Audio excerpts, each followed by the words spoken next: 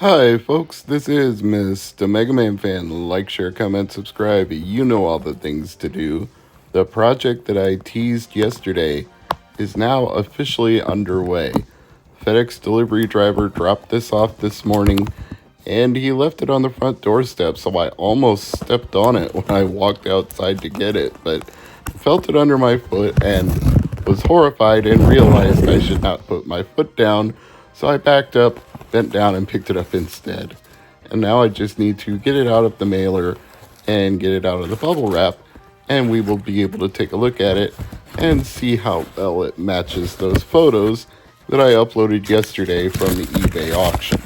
So 1 second while I pick up all the scraps here, and then we will get this bubble wrap off and take a look. Well, I can't say that the seller didn't package it carefully because there were multiple layers of bubble wrap to get through. In fact, if I had put my foot down on this thing, it probably would have been fine just because I would have had the spring back cushion underneath my foot. But I'm glad I didn't, and I'm glad he shipped it so carefully, even though it was in a rather standard FedEx mailer and not a padded one of any kind. But if it's this well padded on the inside, well, I guess that makes up for it. So, after peeling, removing tape, peeling, removing some more, I finally got down to an inner plastic bag which contained the orange PS Vita 2000, a Japanese exclusive version of the slim Vita that was not sold in the United States. The next step was to get it plugged in and get it charging. A standard PlayStation 4 or 5 charge controller cord will work here. You just plug it into the bottom and plug it into a USB hub, and Bob's your uncle, you're good to go. And it obviously wasn't going to start up until I gave it some juice because none of the buttons were doing anything. The power button at the top wasn't doing anything.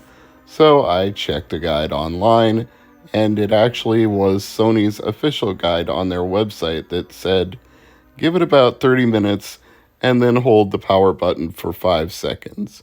So I took their word for it, and that's exactly what I did. We're back now, 30 minutes later. This should have enough juice. The orange light on the top shows that it's been charging for a while, so I'm holding down the power button and let's see what we get.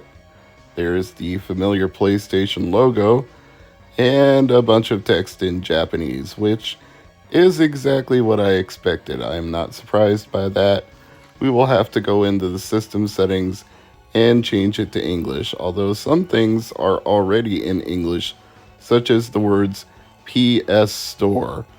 But that's going to be a little bit of a headache in and of itself because this system has already been linked to a different account, so I'm going to have to do something just to combat that. But if you import a Japanese PlayStation Vita 1000, 2000, you need to go down to the settings to the point where you see something that looks like the letter A. That's where you're going to be able to change the language. In the words of Montel Jordan, this is how you do it. You go to this menu here, you scroll up and select English United States in my case. You click the right button, and boom, you are in English now on all menus for all options, which is going to make this setup a lot easier because you won't have to have a phone handy and point it at your Vita to Google Translate every single screen you're on. And with an imported Japanese Nintendo 3DS, that was what I had to do because you couldn't just change the language to English and get all of the other menus to default to English as well. So, Sony, a little ahead of Nintendo in this department. I also need to change the time zone to get this from Tokyo time or whatever part of Japan the previous owner lived in to United States time. So, scroll up until Central America, that's not what I want. Scroll up to Central Time, United States, Eastern Time, whatever time zone you're in, and then you'll be able to get things going with the next step, which is that you're going to need to update to the latest firmware, and if you want to run custom homebrew applications like I do, then you'll need to go to vita.hacks.guide and follow the procedures there. I'm not going to walk you through the entire thing in this video because every now and then the guides change, and I want you to just go to the website and get the most updated information, but I'll give you a brief summary of what you're going to do. You upgrade to the latest version of the firmware, you connect your PlayStation Vita via a USB cable to a laptop. You're going to download a couple of zip files linked in the Hacks Guide called h-encore and Vita Deploy. You're going to unzip one of them and not the other. You're going to run the program, and then it's going to allow you to copy the install packages over to your PlayStation Vita via the USB cable. I don't think I need to go more in-depth than that. Vita.hacks.guide. But once you have h-encore on your system, you can downgrade from 3.74 to 3.65, and then you can spoof your firmware in the system settings to make the PlayStation Network think you're on 3.74, at which point you can still access the PlayStation Store via your PSN account, download any games you previously purchased, do any of the things you would want to do there, and you can also run homebrew applications on your Vita. Now, in the bad old days, it used to be that you had to restart h-encore every single time you turned on your Vita, but there is now a part of the Vita.hacks.guide called ENSO, which enables you to make the changes permanent as opposed to temporary. It is going to give you a warning when you do this that if something goes wrong, it's your ass. They're not liable for it. But I've already done this once on a Vita, so I was pretty confident in doing it on the Japanese one that I imported as well. Now, there are a few more things that you're going to need to know. You're going to need the simple account switcher if a previous owner has used this on the PlayStation Network, because without it, you're not going to be able to sign into your own PSN account. It's going to spit back an error message that says you must use the account that's linked to this device. Thankfully, there's a handy application called Vita Shell that can solve this problem. You can download virtual packages or VPKs and install them using Vita Shell.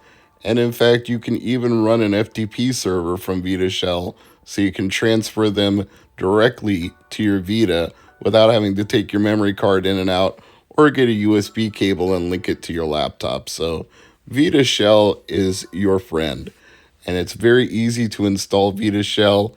It's part of the Vita Deploy options. So do yourself a favor and get Vita Shell if you didn't already get it while you were doing Vita.hacks.guide. You will be using it quite a bit. You're also going to want to go into the accessibility options in the system settings and customize the button assignments, because circle and X are used the exact opposite way in Japan that they are in North America. So when you're navigating the home page and any of your folders, it's going to be really confusing if you don't swap these two buttons. The only problem is when you do this in the system settings, it can also mess up the in-game settings, which is why ReVita is really handy. ReVita is part of the Auto Plugin 2 app. I will link to that in the description. You can download that virtual package and install it on your Vita. Again, either put it on your memory card, put it on there through the USB cable, or FTP it over to your system.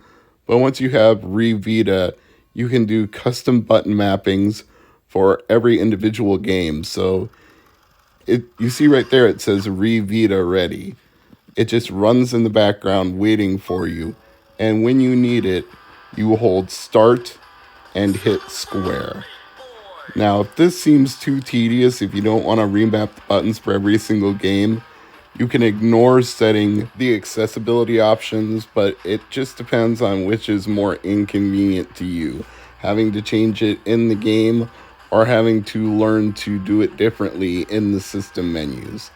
There is a hack out there that involves installing a custom config to a folder on the root of your PS Vita, and I haven't tried that yet, but it supposedly permanently remaps the circle and X buttons so that you don't have to do this either in the accessibility settings or in Vita.